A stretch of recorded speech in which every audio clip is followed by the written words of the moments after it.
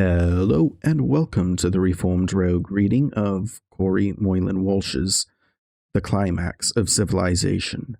We are going to begin here with the preface.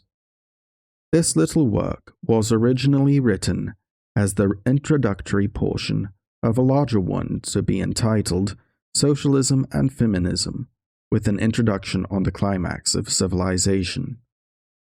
But the material grew too copious to permit of publication in a single volume, and out of proportion for publication as a single work in 2 volumes. Therefore, it seemed advisable to break it up into its 3 component parts and publish them as 3 separate works. This mode of publication also recognizes the fact that, though connected, these volumes are independent and may be separately desired by readers interested mainly in 1 or in 2 of the subjects. Yet such readers are begged to bear in mind that each of these works was composed in connection with the others, and a single theme runs through them all as a binding thread. Standing by itself, the present work is offered as a new exposition of the cyclical theory and the philosophy of history. It attempts to describe the course which all civilizations naturally run, and to locate our position in the cycle of our civilization. This position is shown to be one near the top, or climax, and to contain premonitions of disintegration and decline. The purpose of the work is to point out these germs of decay, and to emphasize the need of guarding against fomenting and cherishing them. The 2 most comprehensive sources of trouble are the subjects of the 2 succeeding works.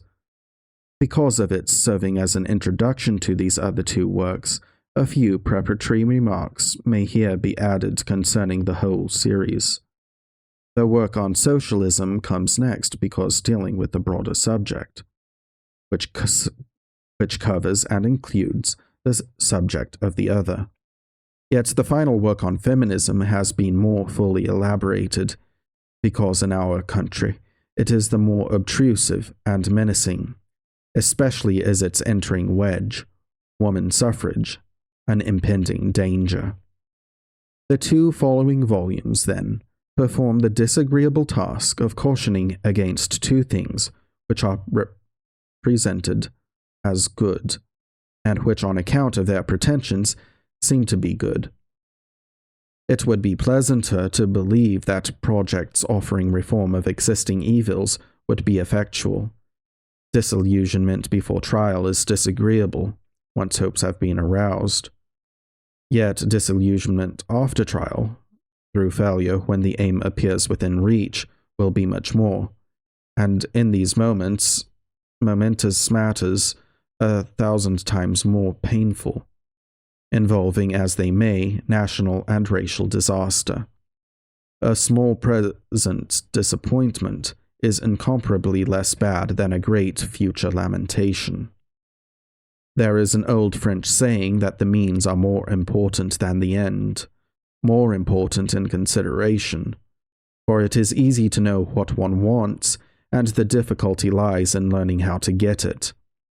We are all aware of wrongs in the world around us, and we all desire improvement.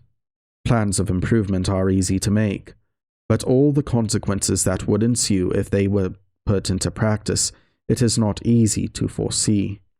It often is hard to tell why many specious plans should not be efficacious. Then people who are in a hurry ask why not, and adopt them because they cannot answer. It is the object of this series to answer this question with regard to 2 much promising schemes, to give reasons why their principles are not justified, and why their methods would not work out successfully. The connection between these 2 different subjects, which accounts for the treatment of them, if not in a single work, in a single series of works, is explained in the following pages themselves, both of this volume and of the other 2. It may only be premised that they both exhibit a common defect. No social arrangement is right that has not the power of permanence in the world as it is. Something that might be permanent only in the world as it should be deserves not to be adopted till the world is as it should be. Such are the two subjects here brought together. The world is old enough to have learnt much by experience, and to have established some things solidly. In every science, for nothing is a science until this feat is achieved, some things have been discovered that are unshakable. Yet there are persons who in geometry question the Euclidean axioms, in astronomy doubt the Newtonian law of gravitation, in economics deny the quantity theory of value. The author is not a radical of this stripe, and in things broad and well-founded, he is conservative, although he desires to be progressive in matters reasonable and unobjectionable for their results. The present introductory volume is a prelude intended to show that not all that glitters as new is new or golden, that not all reformation is melioration, and that not all advance or progress is forward or upward. In it, the teaching of the past is used to reveal wherein the danger ahead of us lies. The other two volumes carry out the theme, and by analysis of the schemes offered, attempt to prove what they would, but lead us backward in the downward course previously run by older civilizations. It is not asserted that the arguments presented in these 3 volumes cannot be met, but it is contended that it is better to try to meet them than to overlook them. Modification of opinions usually results from a discussion that tries to take all possible points of view. All of the first 2 volumes, and most of the third, was completed in the first draft before the war raging in Europe, which our nation has just entered, had begun. This calamity has necessitated a few alterations in words and a few additions of thought, but has required no modification in the general treatment. For the author was one of those who have long expected this war, and he was surprised less at its occurrence than at its delay. Occasionally some passages would not have been written exactly as they stand had the work been planned after the commencement of the war. But it has not been convenient, and it was not necessary to rewrite or reset them. In conclusion, a word of warning may be given, alike for this volume and for the 2 which accompany it, but more especially for the work on feminism. In this series of works, no euphemisms are employed.